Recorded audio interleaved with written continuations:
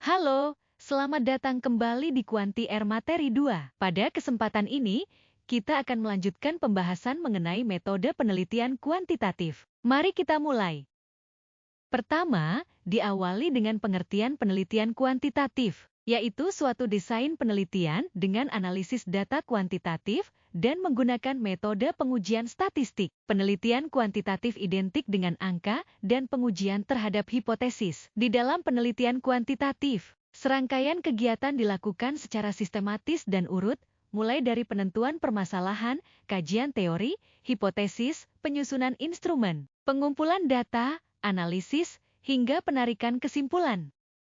Penelitian kuantitatif yang perlu diketahui ada 3 jenis, yaitu 1. Penelitian korelasi. Penelitian ini bertujuan menyelidiki sejauh mana keterkaitan atau keratan hubungan antara dua variabel atau lebih. Misalnya peneliti ingin mengetahui tentang hubungan antara harga bahan bakar minyak atau BBM dengan kualitas BBM. Semakin tinggi harga suatu BBM, maka kualitasnya semakin bagus. Sebaliknya semakin rendah harga BBM, maka kualitasnya semakin jelek.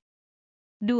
Penelitian komparatif merupakan penelitian yang bermaksud membandingkan nilai dari satu atau lebih variabel mandiri pada dua atau lebih populasi, sampel, atau waktu yang berbeda, atau gabungan semuanya. Misalnya, peneliti ingin mencari apakah kinerja karyawan suatu perusahaan dapat dibedakan berdasarkan jenis seragam yang dipakai. Jenis seragam dibedakan menjadi seragam resmi atau jas, kemeja, kaos, dan pakaian daerah. Setelah itu, peneliti mengukur kinerja karyawan pada setiap jenis seragam.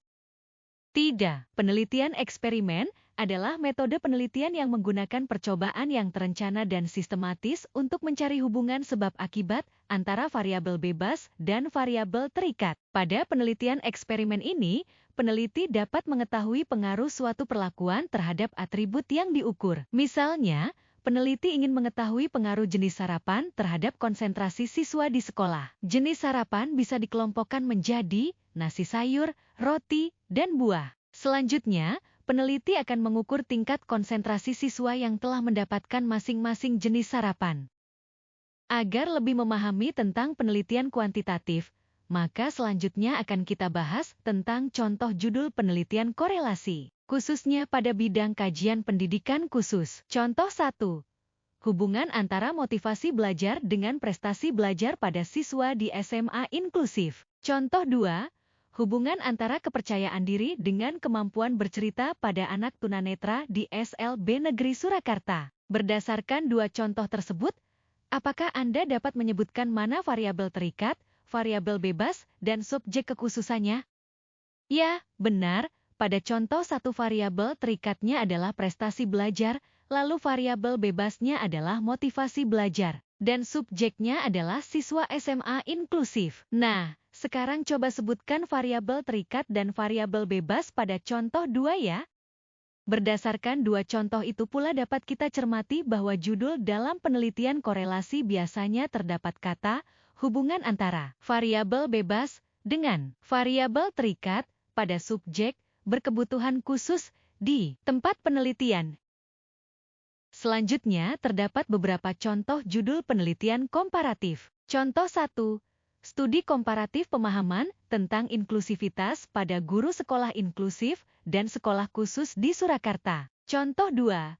Perbedaan keaktifan belajar siswa tunarungu ditinjau dari model pembelajaran problem-based learning dan direct instruction. Dengan mengetahui kedua contoh judul tersebut, apakah Anda dapat menyebutkan mana variabel terikat, variabel bebas, dan subjek pada contoh 1 dan contoh 2? Ya, betul. Pada contoh satu variabel terikatnya adalah pemahaman tentang inklusivitas, lalu variabel bebasnya adalah lokasi mengajar guru, yang terbagi menjadi dua kelompok, yaitu guru di sekolah inklusif dan guru di sekolah khusus. Nah, sekarang coba sebutkan variabel terikat dan variabel bebas pada contoh 2 ya. Sekarang, kita cermati contoh judul penelitian eksperimen. Contoh 1. Pengaruh pendekatan multisensori terhadap minat belajar peserta didik dengan kesulitan belajar. Contoh 2. Pengaruh silabik metode terhadap kemampuan membaca permulaan siswa tunagrahita ringan kelas 3 di SLB Negeri Pati. Sekarang kita identifikasi variabel terikat, variabel bebas, dan subjek pada kedua contoh tersebut. Pada contoh satu variabel terikatnya adalah minat belajar, lalu variabel bebasnya adalah pendekatan multisensori, dan subjeknya adalah peserta didik dengan kesulitan belajar. Nah, sekarang coba sebutkan variabel terikat dan variabel bebas pada contoh 2 ya.